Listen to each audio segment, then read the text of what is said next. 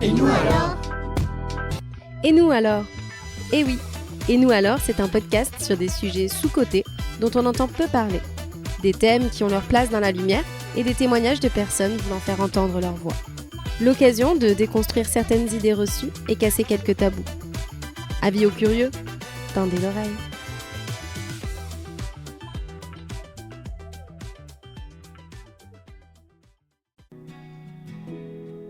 Le planning familial, ça vous parle ?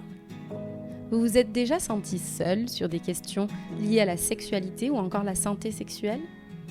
Vouloir parler de choses intimes, chercher de l'aide sans alerter ses proches.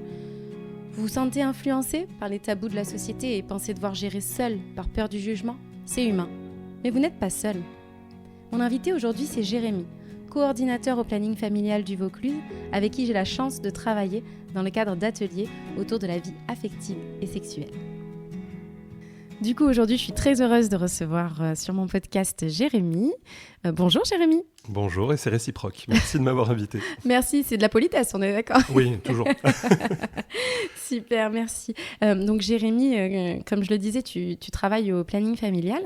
Est-ce que déjà pour commencer, tu pourrais un peu me dire quelles sont les missions principales du planning ? Merci.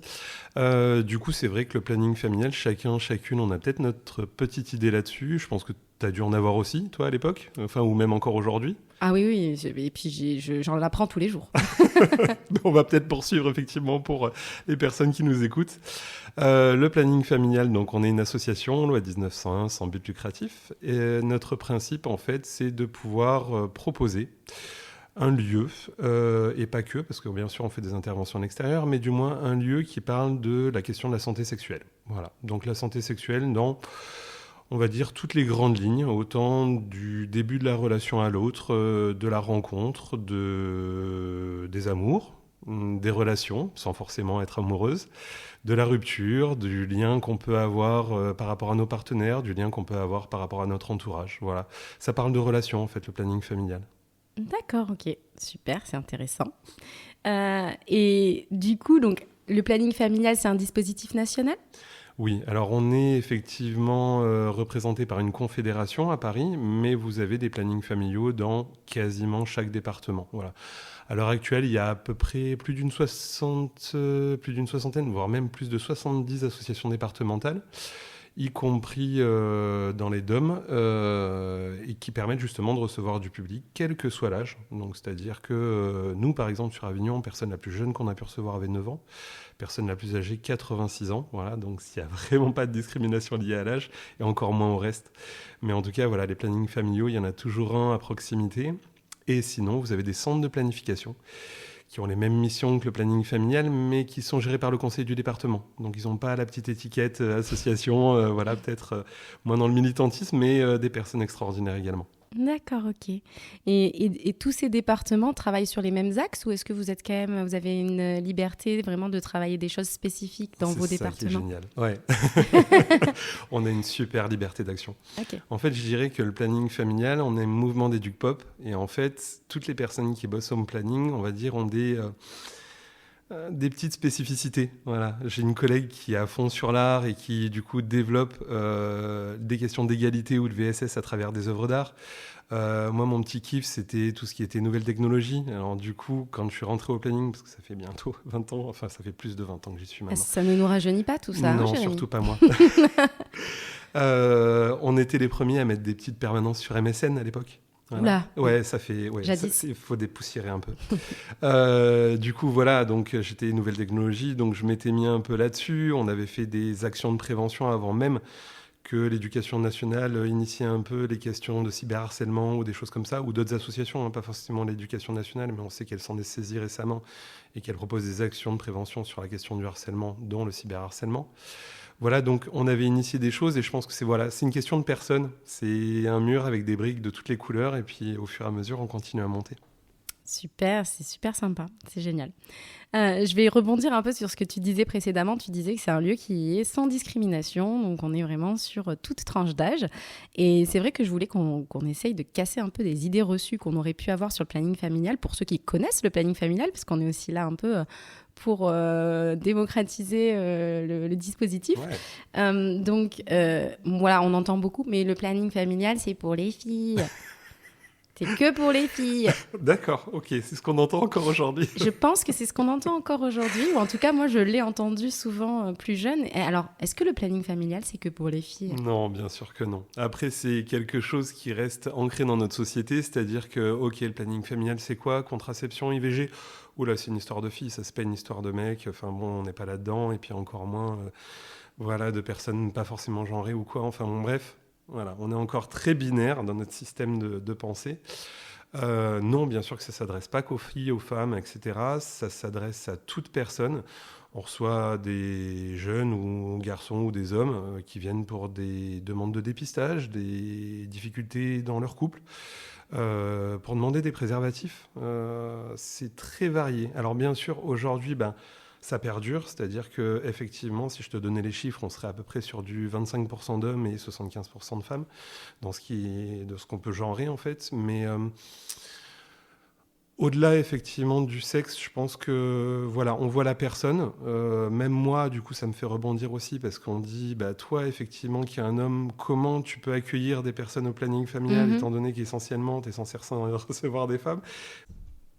Donc on est toujours sur un accueil bienveillant où en fait, quand on reçoit déjà les personnes, elles peuvent très bien nous indiquer un autre prénom que leur genre, enfin voilà, en fait, on est vraiment là pour recevoir la personne telle qu'elle est, dans ce qu'elle est, sans forcément, y mettre aucun jugement ni aucun a priori en fait. Voilà. Oui, dans le respect. Totalement, qu'on soit jeune, âgé, trans, bi, peu importe en fait. C'est tout ça pour nous, c'est vraiment secondaire. Ce qui nous intéresse, c'est la personne. Comment on peut arriver justement à l'aider dans sa réflexion, dans sa difficulté, ou pas forcément, dans juste le fait de pouvoir vivre librement ce qu'elle ressent et ce qu'elle a envie de vivre librement en fait. Voilà. Ouais, en fait, tout le monde est le bienvenu. Il n'y a absolument personne que vous excluez dans vos interventions. Carrément, sans faire de pub pour le McDo, c'est totalement ça. Venez comme vous êtes. C'est ça, ok. Et oui, parce que tu disais, donc, effectivement, quand on voit un homme recevoir peut-être effectivement des femmes, etc., on a peur qu'il puisse y avoir une distance, que ça puisse gêner certaines personnes. Et aussi, tu travailles quand même dans un milieu où il y a beaucoup de femmes autour de toi, je pense. J'ai cette chance. Est-ce que tu es le seul homme dans la structure ou il y en a d'autres ? Oui, je suis le seul homme et comme je dis, j'ai de la chance parce que du coup, je plains quelquefois les hommes qui travaillent qu'avec des hommes. Moi, je veux dire le fait d'avoir effectivement vécu avec des femmes, parce qu'en fait, donc j'ai une maman, j'ai 2 sœurs, elles m'ont amené à avoir des réflexions particulières sur le monde qui m'entoure. Et de continuer, de perdurer ça donc à travers mes études ou à travers mon travail aujourd'hui au planning familial, ça me permet, je pense... d'un côté, mais c'est mon interprétation, d'être un meilleur homme. Voilà. Donc, c'est-à-dire de prendre en considération des choses qu'on n'a pas tendance à prendre en considération, en fait. Voilà. Et je pense que j'ai cette chance de pouvoir continuer à perdurer, à m'ouvrir, en fait, au monde qui, le plus souvent, reste obscur pour la plupart des hommes parce qu'ils ne prennent pas le temps de découvrir ce qui peut être, de l'autre côté, en fait, de l'autre paire de lunettes en fait, voilà. Du moment où on change sa paire de lunettes, on se rend compte, mais mon Dieu, qu'est-ce qui nous entoure en fait ? Un monde effectivement où il y a de la discrimination, ça on le sait, mais quelquefois même, à l'encontre des femmes au quotidien et on le perçoit pas forcément.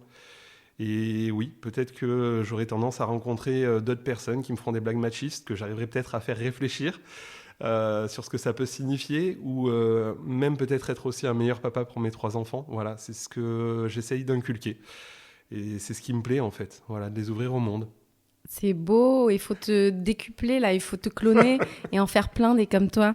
Mais oui, parce qu'en plus, le planning familial se définit un peu comme une association féministe militante et engagée. Ouais. Donc, en fait, on voit aussi qu'on peut être un homme et engagé dans une cause féministe. Tout à fait. Voilà. Après, l'engagement, il y a différentes formes d'engagement. L'engagement, en fait, chacune la vit un peu comme ça peut l'inspirer, en fait. En gros, c'est vrai qu'on imagine toujours les militants, militantes avec des pancartes dans la rue, à brûler les soutifs comme dans les années 70, etc.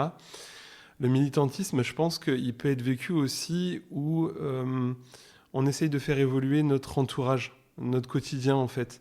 Ça peut aller, je sais pas moi, de la personne que tu vas peut-être rencontrer au supermarché, en faisant prendre conscience de choses, à ça pourrait très bien être aussi un adulte qui engueule un enfant. Enfin, c'est tout bête, mais on a des petites choses, des petits tips qui, au final, permettent de faire évoluer peut-être l'individu au fur et à mesure des rencontres qu'on peut avoir, sans forcément vouloir forcer le destin ou forcer les choses. Bien sûr, il y a eu des grandes évolutions, que ce soit le droit à l'avortement, le droit des femmes, enfin, il y a beaucoup de droits qui ont évolué grâce aux mobilisations. Mais pour moi, le militantisme, il peut être aussi un peu plus de proximité, un peu plus, tu vois, dans les échanges entre les personnes, et d'essayer justement de faire évoluer les gens dans leur réflexion et dans leur perception du monde. Et moi, j'avoue que mon militantisme, il est peut-être plutôt là. Plutôt quelquefois, quand je rencontre, tu vois, des parents d'élèves, parce que je fais partie effectivement de l'asso des parents d'élèves, et que quand ils disent, bon ben voilà, on va faire effectivement les emballages roses pour les filles, pour les cadeaux de Noël, et les emballages bleus pour les garçons, bah, attendez, on va y réfléchir, quoi. Est-ce qu'on est obligé forcément d'offrir Jojo le taxi pour les garçons et puis Cendrillon la princesse pour les filles? Enfin voilà. Et en fait, je me dis, le militantisme, c'est ça, c'est du quotidien. C'est essayer, au fur et à mesure, de disséminer les choses et d'aider les personnes à grandir dans leur conception. Voilà. Oui. Ouais. D'aider à grandir. Voilà, moi, c'est ça mon militantisme à moi. Peut-être que pour d'autres collègues, ça sera effectivement plutôt d'essayer de faire bouger les lignes, d'aller manifester, d'aller faire des collages. C'est chouette aussi parce que effectivement, on peut passer avec ses enfants devant un collage et puis papa, maman, ça veut dire quoi violence? Ça veut dire quoi effectivement tous les mots qu'on peut voir au quotidien sans forcément tomber dans les insultes. Hein. Il y a plein de collages qui sont faits et qui amènent la réflexion sans forcément tomber sur mais parler de misogynie, parler de sexisme, parler de peut-être qu'effectivement on peut prendre le temps de parler de ces mots-là. Ou même quelquefois parler d'une affiche où on voit une femme à moitié nue pour vendre une voiture, quoi, en fait. Mais ça, c'est en fait du quotidien à avoir et c'est aussi par les parents que ça peut passer. Oui, on peut casser les tabous. En fait, est-ce qu'un enfant est prêt à entendre ces sujets-là? Il y a beaucoup de parents qui s'inquiètent et qui se disent « Bon, attends, il est trop jeune, on ne va pas parler de ça. » Est-ce que finalement, la question, c'est pas de savoir si on doit en parler, mais comment en parler? Ouais, si tu te poses la question, je pense que tu as déjà la réponse. Après, moi, instinctivement, j'ai ma vision de la chose. Mais effectivement, je sais que voilà, autour de moi ou même dans la société en général, il y a ceux qui vont être réfractaires et qui vont se dire « Oula, chaque chose en son temps. » Et puis, ils n'ont pas l'âge, il ne faut pas précipiter les choses. Et puis, des fois, même les grands, ils savent pas forcément, ils sont pas tout à fait toujours d'accord avec ces lignes-là et c'est un peu malheureux, mais voilà. Ouais, carrément. Mais t'as raison en fait. Il y a beaucoup de personnes qui ont peur du terme sexualité, du mot sexualité. Sexualité, en fait, le plus souvent, quand tu l'entends, toi, avec ton regard d'adulte, tu y mets des images d'adultes. C'est totalement normal. C'est imparable. Quand on parle de sexe, de sexualité, boum, de suite, effectivement, tu peux voir l'acte, tu peux voir tout un tas de choses. Mais la sexualité, c'est plus que ça. Et je veux dire qu'avant de parler de sexualité, on va parler de relations, de vie affective aussi. La relation, en fait, quand on en parle des tout petits, c'est pas forcément parler de sexe, parler de pénétration ou autre chose comme ça, largement pas. On sait très bien que l'enfant, de toute façon, il n'est pas là pour comprendre ce genre de choses ou qu'il ne va pas forcément comprendre ça, mais parler peut-être plutôt de relations qu'on peut avoir avec les autres. C'est-à-dire qu'on est des êtres faits d'émotions. Okay, nous, sur les interventions qu'on fait auprès des plus petits, donc c'est-à-dire à partir de 4 ans, on va travailler ce qu'on appelle le développement des compétences psychosociales. On va travailler, qu'est-ce que ça me fait quand, par exemple, je suis avec un camarade qui va me dire quelque chose que je vais percevoir comme méchant. Qu'est-ce que ça va me faire au niveau du corps? Je vais peut-être avoir une boule au ventre. Je vais peut-être ressentir quelque chose qu'on appelle une émotion, probablement la colère ou la tristesse, et je vais peut-être l'exprimer. Comment je vais l'exprimer? Je vais peut-être l'exprimer, je ne sais pas moi, en tapant, en poussant, en partant. En fait, nous, ce qu'on essaye de faire, c'est de réfléchir ensemble à comment on peut justement vivre cette émotion.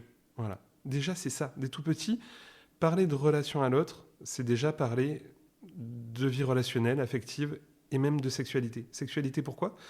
Parce que sexualité, on peut aussi aborder la question du consentement. Et ça, on peut l'aborder dès le plus jeune âge. Prends l'exemple d'un parent qui chatouille son enfant. Ok, c'est fun, voilà, l'enfant rigole, on le chatouille, arrête, et puis on continue parce qu'on a l'impression qu'il aime ça. Mais à partir de là, qu'est-ce qu'on va essayer de faire comprendre à l'enfant ? Il nous dit arrête, on continue, mais c'est parce qu'il prend du plaisir, il a de la joie, on rentre dans le jeu. Mais en fait, commençons à jouer à ce moment-là. Arrêtons de le chatouiller quand il nous dit arrête. Qu'est-ce que tu fais ? Pourquoi tu me chatouilles plus ? Tu veux que je continue ou tu veux que j'arrête ? Continue. Ok, tu m'as dit de continuer. Par contre, on va faire un jeu. Dès que tu m'as dit j'arrête, on arrête. Allez, on est reparti. Et en fait, voilà, par ça, on commence à apprendre le consentement. Il y a vraiment une interprétation des mots, une interprétation du oui et du non. Des fois, on se dit non, mais là, la personne dit non, mais je sens profondément que c'est un oui parce que l'intonation, mon interprétation, mon expérience me fait dire que c'est oui. Mais en fait... un mot est un mot, il faut le respecter. Et puis, c'est à l'autre ensuite d'exprimer, effectivement. Si, en fait, il pensait l'inverse, à ce moment-là, il doit changer le mot qu'il utilise. Complètement. Ouais. Et ça, c'est travailler nos représentations. Faites un truc tout bête à la maison. Enfin, je vous dis, cette paire de chaussures coûte cher. Voilà. Toi, tu vas avoir quelle idée pour cette paire de chaussures qui coûte cher ? Je te dis comme ça, la cash. Donne-moi un prix pour une paire de chaussures qui coûte cher. Ah oui, parce qu'on n'a pas tous la même. Moi, je sais pas. Moi, je suis pauvre. Hein. On vit cash, hein. Tu vois. Non, mais je sais pas, je vais dire 100 €, allez. Voilà, donc peut-être que toi, ta norme, elle est à 100, peut-être que la mienne, elle est à 50 ou 150. Oui, tout à fait. Donc tout ça pour conscientiser que chacune, on a des représentations différentes qui sont dues à notre éducation, nos rencontres, notre progression dans la vie, en fait. Et derrière un mot, on y met tout un tas de choses, mais pas forcément celles que l'autre a, en fait. Voilà, donc travailler ça. Travailler aussi ce qu'on appelle l'illusion de transparence. C'est-à-dire, je te vois en face de moi, je peux me dire, mais qu'est-ce qu'elle pense là de ce que je dis ? Peut-être qu'elle pense que je suis à côté de la plaque ou pas, j'en sais rien. Mais je ne vais pas me permettre d'imaginer ça parce que je ne sais pas, je ne suis pas à ta place. Oui, okay. Et puis on n'est pas médium, on essaie toujours de deviner, ou surinterpréter. Voilà. Bon, et malheureusement, faut communiquer. On ne questionne pas suffisamment. Oui. Si effectivement les personnes qui avaient des appréhensions pour les brasses, aller à la rencontre effectivement des personnes qui font de l'éducation à la vie affective et relationnelle auprès des tout-petits, on prendrait le temps de leur expliquer, on prendrait le temps de leur dire « rassurez-vous, on outille vos enfants ». On outille vos enfants pour en faire justement des personnes plus fortes demain, des personnes qui arriveront à poser un non, des personnes qui seront épanouies dans leur vie parce que, regarde-nous en tant qu'adultes déjà à quel point c'est compliqué de dire non à notre boss, à notre partenaire, à nos amis. Ouais. Les jours où on nous demande de déménager au 5e étage alors que c'est compliqué pour nous parce qu'on avait prévu d'aller à la plage, c'est pas évident. Alors oui, il y a des conventions sociales bien sûr, mais voilà, tout ça pour dire que quand notre boss à 18h30 le vendredi soir nous dit « j'ai encore un dossier, s'il te plaît, ça va m'arranger que tu puisses le faire » et que nous on n'a qu'une seule envie, c'est de retrouver notre famille ou de retrouver nos collègues et profiter un peu du week-end, ben voilà. Est-ce qu'on va réussir à le positionner sinon ou pas ? C'est complexe. Très complexe. Et donc là, je reviens un peu en arrière. Donc, on a parlé de l'engagement, du féminisme et du fait d'être un homme, de travailler avec des femmes, etc. Donc moi, j'ai souvenir que j'avais eu une formation sur l'égalité homme-femme qui avait été dispensée par le planning familial. Wow. C'est comme ça que je vous ai redécouvert en réalité. Okay. Parce que ma première image du planning familial, quand j'étais jeune, je dirais au lycée, c'est quand mes copines allaient chercher la pilule au planning. Et voilà, on n'a pas besoin d'ordonnance, on n'a pas besoin de l'autorisation des parents pour avoir une pilule au planning. Ouais. Et à l'époque, je pensais que c'était tout ce que vous faisiez. Mon Dieu. J'avais la même que toi. L'erreur. Je pensais que voilà. Et en fait, donc, avec le temps, j'ai découvert que vous faisiez d'autres choses. Et puis, j'ai repris contact avec vous. Par le biais de cette formation, justement, sur l'égalité homme-femme. Et il y avait quelque chose qui m'avait choquée et que je trouve intéressante et qu'il faut partager parce qu'à chaque fois que j'en parle à des amis, ils me disent « Mais non, c'est faux ce que tu dis ». C'est la taxe rose. C'est... Enfin, je sais pas, le concept en lui-même est juste vraiment lunaire, quoi. C'est incroyable. Est-ce que tu peux expliquer brièvement un peu en quoi ça consiste ? C'est le mot, après, quand tu dis lunaire, c'est qu'on ne comprend toujours pas le principe. Même si, effectivement, dans les faits, c'est qu'un produit qui serait en direction des femmes, notamment tout ce qui est produit d'hygiène. aurait effectivement cette fameuse taxe euro, c'est-à-dire qu'elle paierait un produit quasi similaire à celui des hommes, mais avec un prix beaucoup plus élevé. Ça a été notamment le cas dans certains magasins, alors je vais éviter de dire des marques parce que bon, on n'est pas là pour ça, mais sur des lames de rasoir où il y avait 30 centimes de différence, et là où tu avais 5 rasoirs pour l'homme, tu en avais que 3 pour la femme. Ça s'est vu dans d'autres choses, hein. Ça se voit sur quelquefois des jouets pour enfants aussi. Tu peux avoir une peluche rose qui est identique à la peluche bleue, mais qui prend 5 euros de plus. Tu peux l'avoir sur du dentifrice, parce qu'ils font aussi du dentifrice pour femmes. On va savoir pourquoi. Ah oui, d'accord, sais absolument. Voilà, les couches. Les couches, j'ai vu. Totalement. Les couches, mais même les... Qu'est-ce que j'avais vu la dernière fois ? Les pâtes à fixe. Tu sais, tu as des pâtes à fixe, mais même ne serait-ce que l'emballage en fait, des pâtes à fixe, l'emballage était rose et puis tu en avais un autre bleu, tu avais 50 centimes de différence. Tu ne comprends pas forcément le concept. Et j'avais regardé une émission dessus. Le plus souvent, effectivement, tout ce qu'ils disaient au niveau des industriels, c'est que le rose était beaucoup plus cher à produire et donc inévitablement, il fallait le réimpacter sur le prix après. Ah. Voilà, je ne sais pas, je suis pas. C'est pas une stratégie marketing qui pense que la femme est plus consommatrice et qu'elle a une influence sur en tout cas, ce qui est l'achat. sûr, c'est qu'inévitablement, dans notre société, si tu achètes une merveilleuse trottinette rose à ta fille et que tu as un fils, je suis pas sûr qu'il veuille la trottinette rose de sa sœur. Et donc, du coup, ça te permet encore de racheter une autre trottinette à la place. Pas donc, faux. Bref. Pas faux. Les couleurs, maintenant, ont effectivement leur importance et leur débat. Hein. Oui, alors qu'avant... C'est incroyable. Qu'avant, c'était totalement l'inverse. Oui. Si on revient effectivement dans le passé, le bleu, c'était la couleur de la pureté, de la virginité, donc associée aux femmes. Et effectivement, le rose, une couleur dérivée du rouge, qui était une couleur beaucoup plus guerrière et qui était effectivement réservée plutôt aux princes. Voilà, donc on voit que la société fait qu'évoluer. Là, effectivement, sur cette taxe rose, alors il faudrait peut-être que j'essaye de revoir un peu.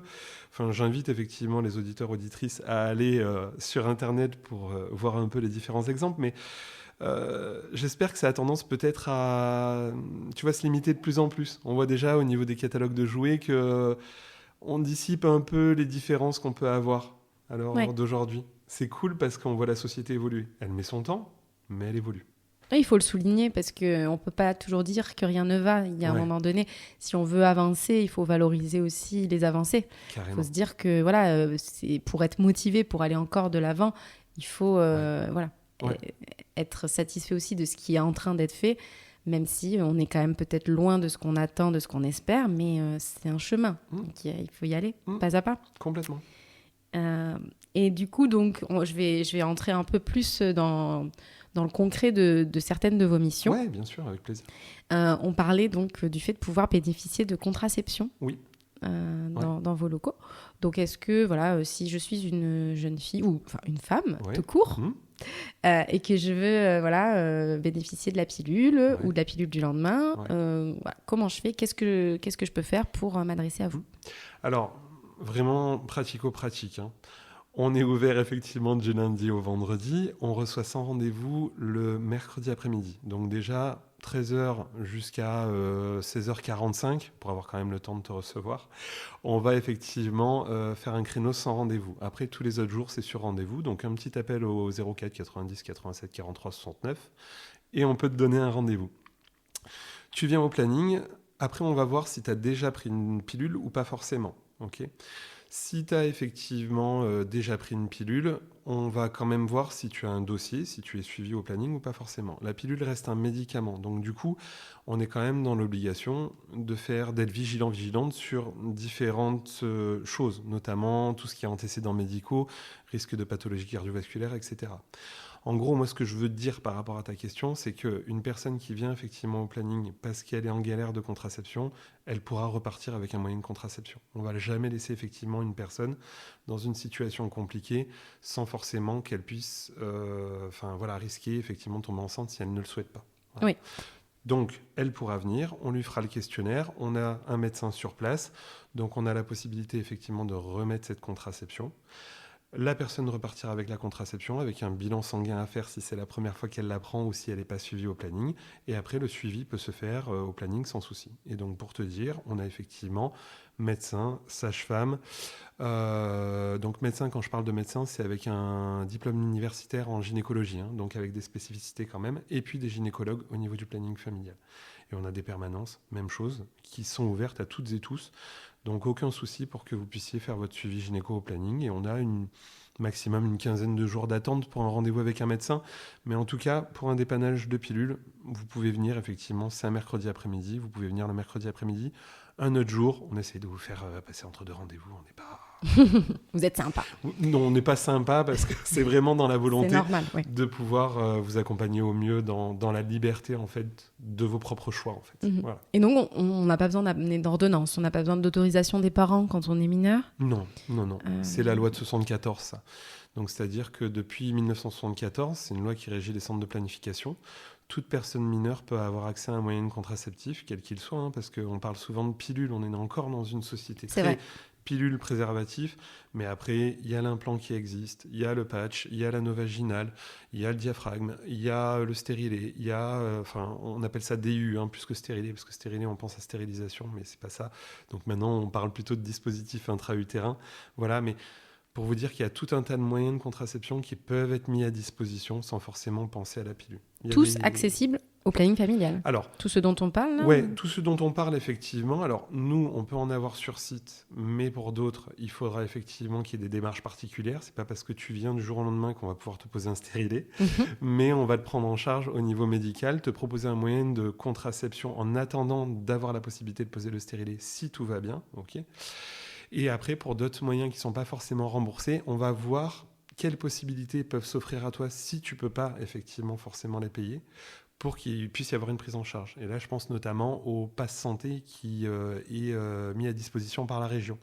Là, j'invite par exemple tous ceux qui ont moins de 26 ans et qui ne taffent pas, donc qui sont inscrits à mission locale, qui sont stagiaires, qui sont étudiants, peu importe, mais qui n'ont pas forcément de métier qui les rémunère, de pouvoir justement aller sur le site de la région et s'informer sur le pass santé. C'est comme un chéquier numérique qui leur permet de payer les consultations, de payer leurs moyens de contraception, quels qu'ils soient, même ceux qui ne sont pas remboursés. Et il y a même un ticket pour une consultation psy, si on souhaite, parce que voilà, la santé mentale, c'est important aussi, et de leur permettre de pouvoir avoir accès aussi à ce type de dispositif. Ah ouais, c'est très très important. C'est bon à savoir et je trouve ça dingue qu'on ne sache pas forcément. C'est vrai qu'il y a cette question de comment on peut communiquer au mieux sur le fait que ça existe et qu'on peut en bénéficier. Carrément. Mais la communication, c'est un peu le nerf de la guerre. C'est toujours comment, QR code, pas QR code, podcast, pas podcast. C'est ça. Enfin voilà, c'est comment arriver effectivement à en informer le plus grand nombre. Surtout que votre public, alors on est sur, tu me disais, tout âge, donc on peut avoir des seniors, on peut avoir des plus jeunes. Tout le monde n'a pas le même mode de communication. Absolument on n'accède pas aux personnes de la même manière. Donc, on a abandonné le fax et le Minitel quand même depuis. Enfin, voilà. Ah, quel dommage. Ouais. Et alors, quand on parle de contraception, mais et les messieurs, contraception aussi. Sur la contraception. Pourquoi... Non, mais de quoi donc, bien sûr, les messieurs, contraception aussi. D'où ma question. C'était toute la subtilité pour apporter le sujet. Donc, ces messieurs, de quoi ils peuvent bénéficier via le planning familial en termes de contraception. Ouais, c'est très compliqué. C'est très, très compliqué. On s'amuse toujours à faire le listing des moyens de contraception et de voir à qui se destine, en premier lieu, parce que bien sûr, la contraception, c'est une histoire de couple. Bien sûr. On ne redira jamais suffisamment. Tout à fait. Mais contraception masculine, c'est très compliqué. C'est-à-dire qu'on peut parler de vasectomie, oui, c'est une chose, et puis après, qu'est-ce qui existe ? Pas grand-chose. Non. Alors, on essaye de promouvoir des techniques, des solutions. Il y a des solutions qui sont maintenant devenues illégales. Au planning, on est une association militante. On essaiera toujours de pouvoir renseigner les personnes au mieux. Voilà, c'est tout ce que je peux dire là-dessus. On essaiera toujours justement de vous accompagner dans les moyens qui vous permettent de pouvoir obtenir ce que vous souhaitez. Ok. Voilà. Oui. Mais c'est vrai que on réalise quand même que même si effectivement la contraception c'est une affaire de couple et qu'on essaye de pas forcément genrer les modes de contraception, en pratique, on voit quand même principalement que les femmes vont potentiellement prendre la pilule, avoir un stérilet ou un anneau, en tout cas se faire subir quelques... Et oui, parce que là, après, tu vas jouer sur d'autres pans de la société, comme la vasectomie. Le plus souvent, ce qui revient, c'est est-ce que je serai toujours dans la possibilité d'avoir des érections ? Est-ce que, du coup, ça va pas avoir une incidence sur ce que je m'imagine du masculin, enfin voilà. Donc du coup, c'est aussi d'autres choses qui vont être à travailler à ce moment-là, au-delà de la contraception. Alors que c'est vrai que c'est pas forcément des questions que se posent forcément les femmes, puisque dès toute petite, on va commencer à les habituer à ça. C'est-à-dire, bah oui, tu viens d'avoir tes règles, tu commences à être une femme, et donc du coup, il va falloir penser à l'après. Maintenant, entre tes 12 ans et tes 50 ans, tu vas pouvoir tomber enceinte, voilà, à n'importe quel moment de ton cycle, ça va être complexe, enfin voilà. Et donc du coup, voilà, c'est initié dès le plus jeune âge. Les poupées pour les femmes, donc on va te préparer aussi à être maman. Enfin voilà, il y a tout un tas de choses qui rentrent dans notre société et qui vont faire en sorte de faire comprendre que la contraception c'est une affaire de femmes, alors que pas forcément. Enfin, on fait l'amour à deux, enfin on a un rapport sexuel à deux. Si effectivement homme-femme, risque de grossesse et donc du coup, ben voilà, prendre conception que les deux sont responsables aussi dans cette démarche-là. Tout à fait. Mais c'est vrai que quand on écoute un petit peu sur les études par rapport à la contraception masculine, et pilule masculine ou pas, et slip chauffant ou pas, et toutes les petites choses qu'on entend passer et qui finalement ne fonctionnent pas forcément et qui sont pas des solutions pérennes, on entend aussi, oui, mais il y a trop d'effets secondaires.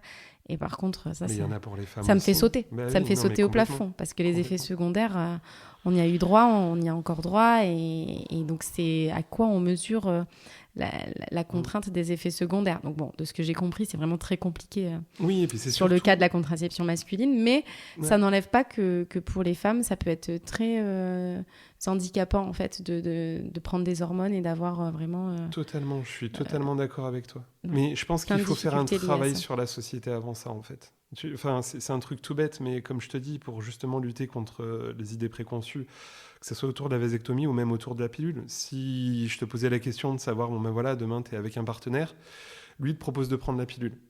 Est-ce que tu vas lui faire confiance ? Est-ce que... Tu vois, il y a quelquefois des questions qui peuvent se poser comme ça. Oui. Pour certaines femmes qui disent, bah non, moi mon mec il est tout le temps tête en l'air, si jamais c'est lui qui s'occupe de la contraception, enfin c'est sûr à quasi 100%, je vais me retrouver enceinte. Donc, enfin voilà. Oui, il y a de ça. Puis on retombe dans ton questionnement précédent où tu disais...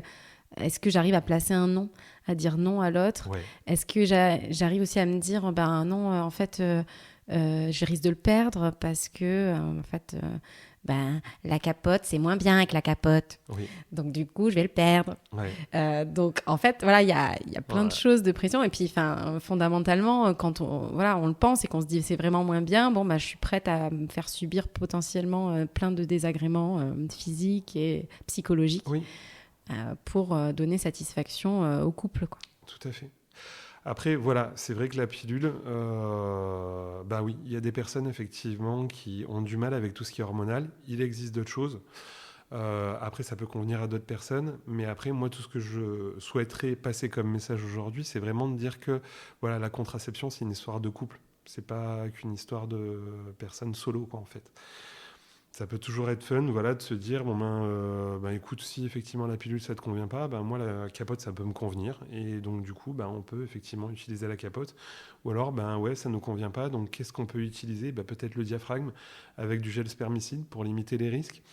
On l'associe un peu à peut-être d'autres choses, mais voilà, voir un peu ce qu'il est possible de mettre en place. Mais c'est en discutant de ça ensemble qu'on y arrive. Déjà, la sexualité, parler de sexualité dans un couple, c'est pas forcément évident. Quelquefois, parler de contraception, ça l'est pas forcément non plus. Et pourtant, c'est l'histoire du couple aussi, quoi, en fait. C'est comme ça qu'on peut aussi s'épanouir dans une sexualité, qu'on peut, vivre des choses et puis profiter un maximum des moments intimes qu'on peut avoir à deux, quoi. Ouais, se questionner. Ouais. Et au sujet d'autres missions que vous pourriez avoir, sur le sujet de la précarité menstruelle, je crois que vous avez quand même pas mal d'axes d'intervention sur ce sujet-là et je trouve ça très intéressant. Tu peux m'en dire carrément. plus ? Oui. Donc, on porte grâce à nos financeurs donc, des différents projets, dont effectivement un projet sur la question de la précarité menstruelle.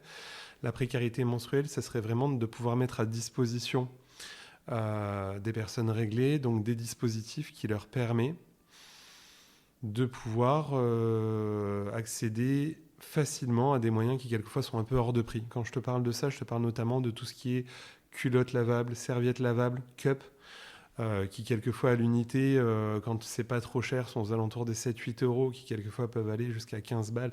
C'est pas forcément évident. Une seule, on sait que quand on est réglé, c'est un peu limite d'avoir qu'une seule culotte. Pour un roulement, donc c'est pas forcément évident. Donc voilà, donc c'est mettre à disposition effectivement du matériel à des personnes qui n'ont pas forcément les moyens effectivement d'y avoir accès. Parce que oui, on se rend compte que c'est pas forcément évident. Déjà de trouver des moyens de protection. Nous, on milite pour qu'on puisse mettre à disposition gratuitement au moins des moyens jetables dans la plupart des lieux. Au planning familial, vous trouverez dans les toilettes accès aux tampons comme aux serviettes de manière gratuite. Donc, voilà, ça vous permet. On essaye d'en diffuser auprès des différents partenaires qu'on a au niveau du département. Donc, il y a autant la MDA, Maison des Adolescents, où ça peut être à AIDS, ça peut être à la mission locale, ça peut être dans des centres sociaux. Vraiment, on essaye d'en mettre à disposition dans la plupart des lieux de telle façon à pouvoir démocratiser cette question aussi. Parce qu'aujourd'hui, on se rend compte que voilà, les règles, ça reste sale, entre guillemets, pour beaucoup de personnes. Ça reste quelque chose d'impropre, de caché, de tabou, merci. Et donc, du coup, nous, le tabou, on essaye de lutter contre. Que ce soit le tabou lié à la sexualité, le tabou lié aux règles, le tabou lié à l'âge, le tabou lié... on lutte contre les tabous pour pouvoir poser des mots sur des choses qui existent et de les rendre visibles. Voilà. Et de les démocratiser. C'est tout pourquoi j'ai créé le podcast, tu vois. Voilà, c'est super, magnifique. Tu feras mon intro la prochaine fois. Avec plaisir. Et donc, encore sur toutes les missions que vous pouvez réaliser, donc j'ai vu aussi que comme vous avez accès donc, à des médecins professionnels qui viennent travailler dans vos locaux, on peut avoir aussi accès à des actes médicaux. Ouais. Tout à fait. Donc, est-ce que tu peux me citer les actes médicaux ? C'est très variable. Alors, quand on pense aux médecins, c'est vrai qu'on ne fait pas en fait tout ce qui est médecine générale. C'est vraiment spécialisé centre de santé sexuelle. Donc, moi, ce que je tiens aussi à faire, et merci de poser cette question, c'est aussi rassurer les plus jeunes qui peuvent t'écouter. On imagine que quand on va voir une gynéco, chez nous il n'y aura que des femmes au niveau des gynécos, mais quand on va voir effectivement une gynéco, on va automatiquement se retrouver à moitié nu sur une table de consultation devant une personne qu'on ne connaît pas, qui va aller dans nos parties les plus intimes pour vérifier si tout va bien. Truc hyper anxiogène et hyper angoissant, et je l'entends, voilà. Ça se passe absolument pas comme ça chez nous, ni probablement ailleurs. Le frottis, il n'y a pas d'obligation avant 25-26 ans. C'est pas quelque chose qu'on va proposer à une jeune femme qui commence une sexualité à 16 ans. Ok, c'est pas... vous retrouvez les deux pieds en l'air, etc. Non, pas du tout. Vraiment, rassurez-vous. Et voilà, merci de poser cette question, au moins pour ça.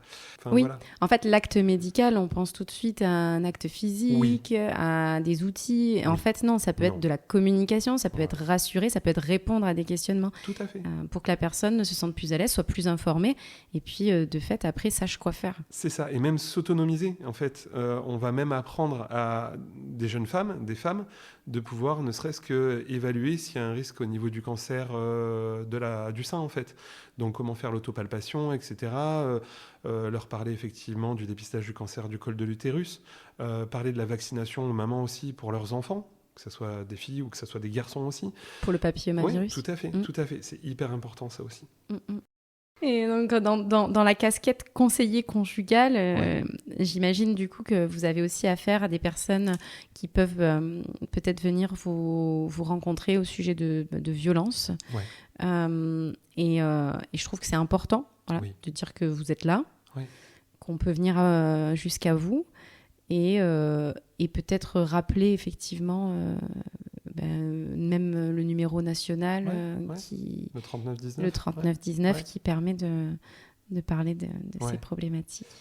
Et les questions de violence, ça reste toujours prégnant dans toutes les situations qu'on peut rencontrer. Enfin, je repense à une intervention que j'ai eue une fois en lycée, il y a quelques temps de ça, parce que c'est vrai que je ne suis plus forcément énormément sur le terrain.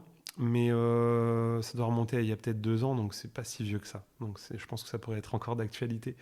Ou dans un lycée, j'avais posé la question en demandant est-ce qu'une gifle, c'est un acte violent dans un couple ? Et où j'ai eu, donc sur une classe de 25 élèves, 23 qui m'ont dit que non, en fait.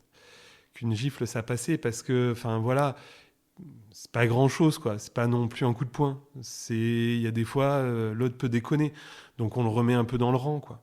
Voilà. Autant de la part des filles que des garçons. Il n'y a pas de genre par rapport à ça. Oui, puis on l'a entendu pour les parents et les enfants aussi, et la fessée. Et est-ce que voilà, la fessée, c'est de la violence? Est-ce que voilà, c'est interdit aujourd'hui? Voilà, c'est des débats qui ont été. Ouais. C'est quelque chose qui me touche aussi, tu vois. Donc c'est toujours difficile de parler de ce genre de choses, notamment dans l'aspect éducatif. Tu vois, enfin, j'ai les frissons rien que d'en parler. Mais oui, cette question des violences, de toute façon, on se rend compte qu'elle est là dans notre société, qu'il faut essayer de la combattre. Alors, je trouve qu'il y a du positif quand même, parce que les chiffres augmentent, mais les chiffres augmentent aussi, pas forcément dans le nombre de cas, mais dans le nombre de révélations. Et du coup, peut-être qu'on passe ça moins sous silence. Voilà. Il y a des faits de société qui font qu'on en parle de plus en plus. Enfin voilà, tout ce qui s'est passé avec l'affaire Pélico, etc. Ça amène à réfléchir justement sur ce qu'on peut traverser dans notre vie de tous les jours. Voilà. Qu'est-ce qu'on attribue à la violence, en fait. De réfléchir sur quel acte serait en trop, en fait, ou quel acte pourrait même être considéré comme un acte violent, en fait. Et déjà de réfléchir à ça, je pense qu'on se dit, mais merde, oui, effectivement, je vis de la violence. Et là, on parle de la violence physique, mais malheureusement, des violences, enfin, il y a une liste pas possible, quoi. La violence, ça commence par n'importe quel type d'actes qui vont faire en sorte de rabaisser la personne, de la rendre dans une situation de vulnérabilité, que ce soit une violence administrative, financière, psychologique, il y en a toute une multitude. C'est bien que vous ayez un réseau associatif qui vous soutient, et d'ailleurs, dans ce réseau associatif, je sais que vous avez aussi des associations qui vous permettent de sensibiliser sur des sujets sur la sexualité avec un grand S, avec les différentes formes aujourd'hui de sexualité qu'on rencontre. Je sais qu'il y a beaucoup de personnes qui ne comprennent pas toujours et qui s'y perdent un petit peu, parce que voilà, il y a de plus en plus de dénominations. Donc sur cette mission-là, vous allez intervenir plutôt sur quel axe, on va dire? Alors, pour revenir sur ce qu'on a dit, le planning reste ouvert à toute personne. Voilà. On travaille beaucoup effectivement avec un collectif qui regroupe plusieurs associations, donc qui s'appelle la Langouste à Bretelles sur Avignon. Et du coup, on accueille les personnes, donc comme je te l'ai dit aussi tout à l'heure, sans genrer la personne. Okay, donc on demande toujours le prénom que la personne veut qu'on utilise, etc. Et on évite au possible de mégenrer la personne. Nos collègues sont formés, et je vais remettre de toute façon encore une formation en place. On réactualise nos connaissances aussi sur l'accueil, que ce soit des personnes trans ou peu importe. Tout type de public. Si je commence à faire la liste, en fait, il n'y a pas de liste à faire. Oui. Je veux dire, on reste, comme je te l'ai dit tout à l'heure, sur une question de personne. Et que quelle que soit l'orientation sexuelle, quelle que soit la sexualité de la personne, parce que comme tu dis, nous, c'est sexualité avec un grand S au début et un grand S à la fin, parce qu'il y en a une multitude, on fera en sorte de pouvoir l'accompagner au mieux dans son cheminement et dans sa volonté. On a des personnes aussi qui souhaitent transitionner et qui passent par le planning aussi. On a des médecins qui sont formés aussi à accompagner les demandes de transition. On peut, sans aucun souci, faire un suivi de personnes qui souhaitent transitionner. Aujourd'hui, c'est une possibilité au planning. On peut accueillir des personnes qui se questionnent aussi sur leur genre. Enfin, il n'y a pas de limite, en fait. Vraiment, sur la question de soi et de comment on entrevoit notre relation, notre vie affective, notre vie relationnelle, notre vie sexuelle, il n'y a pas de limitation, en fait. C'est totalement open, et comme je te le répète, on a de la chance sur Avignon d'avoir un tissu, un maillage associatif exceptionnel. Ouais, avec des partenaires vraiment géniaux. Ouais, on a beaucoup de chance là-dessus, et d'ailleurs, c'est un peu de là qu'on s'est connus aussi finalement. Oui. J'aimerais finir là-dessus aussi, sur cette thématique-là. Moi, je t'ai connue dans le cadre de notre partenariat avec le J'aime au cœur. Ouais. Donc on fait des sessions qui permettent de discuter de la vie affective et sexuelle avec les membres que l'on accueille, qui ont donc un trouble du spectre de l'autisme. Ouais. Et effectivement, vous avez un programme qui s'appelle, je crois, Handicapé alors, c'est ça, si je ne me trompe pas. Et voilà, qui est hyper important aussi. Et si on ne le connaît pas, je pense que ça vaut le coup de le mettre en lumière. Donc, je te laisse m'en dire un peu plus. Et puis après, on pourra revenir un peu aussi sur les enjeux de notre partenariat. Ouais. Alors, Handicapé alors, le gros avantage de ce programme qui est devenu national, c'est qu'il était bébé dans le coin. Il a été créé entre le 84 et le 13, donc entre les Bouches-du-Rhône et le Vaucluse. Et on est très fiers justement de ce programme qui existe déjà depuis un certain nombre d'années et qui donc promeut le fait de pouvoir donner de l'information aux personnes en situation de handicap, quel que soit leur handicap en fait. Donc, on accompagne les personnes, les professionnels qui travaillent aussi avec les personnes en situation de handicap sur toutes les questions en fait liées aux sexualités. Voilà. À travers ça, on peut, comme on l'a dit tout à l'heure, travailler la question du consentement, travailler la question du rapport au corps, travailler la question de la rencontre avec l'autre, de l'hygiène. Enfin, c'est très large au niveau effectivement des thématiques qui peuvent être abordées. Ce qui est bien, c'est qu'en fait, on le construit avec les professionnels qui accompagnent en fait les personnes en situation de handicap. Donc du coup, ça nous permet de coller au plus près des besoins en fait des membres qu'elles accompagnent en fait. Donc ça, c'est très chouette. Et donc, hormis les professionnels, il peut nous arriver aussi de faire des groupes de parents, parce qu'on sait que même quelquefois pour des parents, ça peut être compliqué de trouver les bons mots, de pouvoir trouver la bonne distance aussi, notamment sur la question de la sexualité. On ne parle pas forcément depuis très longtemps de la question de la sexualité des personnes en situation de handicap. Les grands changements, 2002, 2005. Si la sexualité est taboue, la sexualité pour les personnes en situation de handicap est ultra tabou. Ouais. Mais on est vraiment sur une échelle. Tu as 3 sexualités en gros qui sont hyper tabous. Tu as la sexualité des jeunes, la sexualité des seniors. personnes en situation de handicap et la sexualité des seniors. Et si tu vises bien ces 3 profils sur lesquels on ne s'attend pas forcément à ce qu'il puisse y avoir le côté reproductif. Tu vois, les jeunes, ils sont trop jeunes, les vieux, ils sont trop vieux. Personnes en situation de handicap, non, c'est pas pour eux. Voilà. Et donc, du coup, on n'imagine pas qu'ils puissent avoir une sexualité parce qu'on n'imagine pas qu'effectivement, il y ait une possibilité de reproduction ou quoi que ce soit. Donc, c'est pertinent ce que tu dis. C'est vrai que oui, on peut faire la séparation entre les deux et faire des raccourcis, reproduction, sexualité. C'est ça. On légitime en fait pour les autres parce que c'est normal. En fait, en effet, oui. Je mets les guillemets, surtout ça se voit pas sur le podcast. Sur le cycle, sur le cycle, on a été jeune, on sera senior. Enfin, c'est quelque chose par lequel on passe tous. Ouais. Alors, la situation de handicap, c'est encore autre chose, mais en tout cas, c'est vrai que voilà, c'est tabou et en même temps, on y a tous droit. Donc, c'est bien de savoir quoi en faire, d'en parler. Et je regardais l'autre jour une série et je trouvais ça génial parce que justement, il y avait tout un EHPAD qui parlait de sexualité de manière très ouverte et je trouvais ça super, quoi. Mais oui. On se dit, bah oui, en fait, la sexualité, elle s'arrête pas à un certain âge. Je veux dire, il y a pas de... C'est pas d'un coup, on se réveille, on souffle une bougie, puis c'est fini, c'est parti, ça n'existe plus. C'est ça, mais c'est amusant. Alors, on part un peu on de qu'on était parti sur les personnes en situation de handicap, mais peut-être pour finir, effectivement, sur les personnes aînées. On a des programmes, effectivement, qui se déroulent en EHPAD, etc. Et ce qui est toujours un peu amusant de voir, enfin, amusant entre guillemets, encore une fois, c'est vrai que c'est complexe quand on est qu'au micro, on voit pas les guillemets dans le podcast. Ouais. Moi, je les vois, par contre, tu me les fais bien avec tes doigts là en face, les petits guillemets, je les vois. C'est qu'en fait, quand on est jeune, c'est les parents qui décident pour nous. Quand on est âgé, c'est les enfants qui décident pour nous.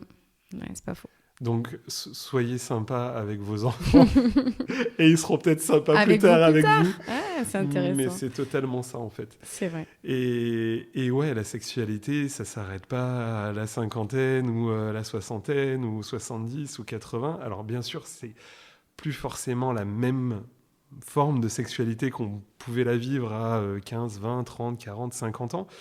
Elle évolue.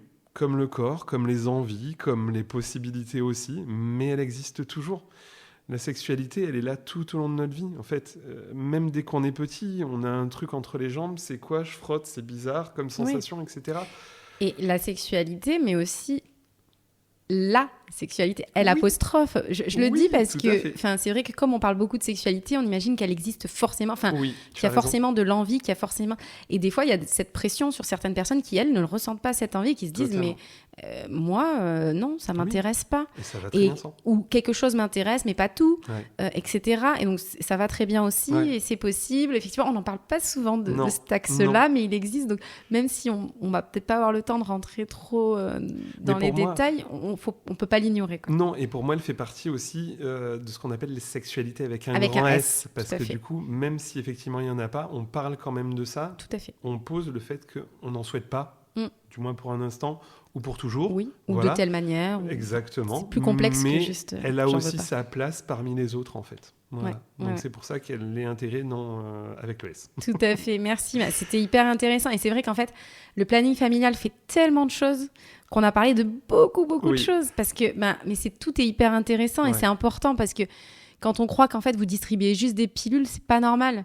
Non, mais vous faites un travail colossal et c'est des choses qui peuvent changer des vies, c'est important. Donc, il faut que les gens le sachent et faites tourner l'épisode. On like, on partage. Et il faut faut démocratiser ce que vous faites et que les gens le sachent de plus en plus, toutes tranches d'âge confondues, les personnes en situation de handicap, toutes les sexualités confondues. Tout le monde est le bienvenu. Carrément. Donc, c'est gratuit. Carrément. On peut venir gratuitement. Bien sûr. Donc, en fait, il faut en profiter. Quand on en a besoin, faut oser y aller. Vous êtes tous à l'écoute, bienveillants. Vous êtes formés pour ça. Donc, voilà.